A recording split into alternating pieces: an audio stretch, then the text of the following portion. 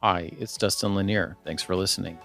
Please find me on LinkedIn for original public sector operations content every week.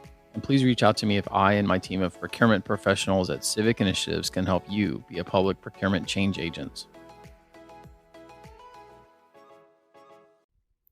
Hi, today's Friday, December 24th, Christmas observed. An observed holiday is when a public federal holiday is celebrated on a date that's not the actual event's anniversary date. For example, Martin Luther King's actual birthday is January 15th, but the set observance for that holiday is the third Monday of January of each year, regardless of the date that it falls on. Observed holidays also happen when holidays happen on a weekend, and it still extends the holiday. Therefore, why today's considered a day off for most people. Before I signed off for the day, I wanted to record a quick 5 for Friday, keeping the streak alive with some Christmas themes items and some things to look at for next week, which is usually a pretty slow week comparatively before the year jumps off in a roar in January. First, NORAD reported that undaunted by pandemic, supply chain woes, and labor shortages plaguing earthbound commerce, Santa Claus was set to launch his reindeer-powered sleigh on Friday.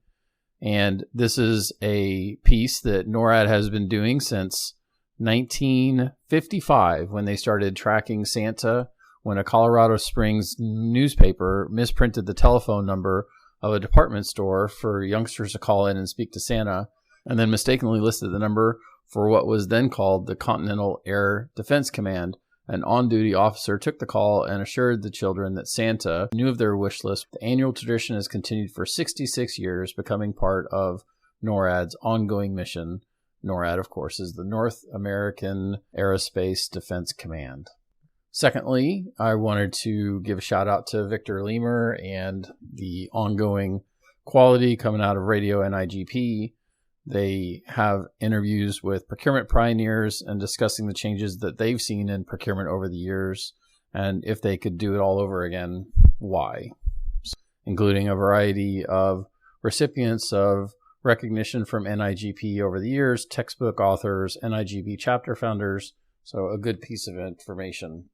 Also, in some extended reading time, the Government Procurement magazine came out, and it includes pieces from 3 people that I know well that are great thinkers in procurement, and I'm sure that their pieces all are worth your time.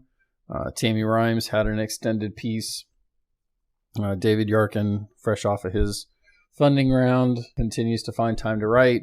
And Darren Matthews had a back page column about the current generation of procurement professionals. And finally, regional conferences will start back up starting in January with the California event, which we'll be attending, and then other regional events that I'm sure will have a heavy spring if circumstances allow. And then by the summer, we should be in full run.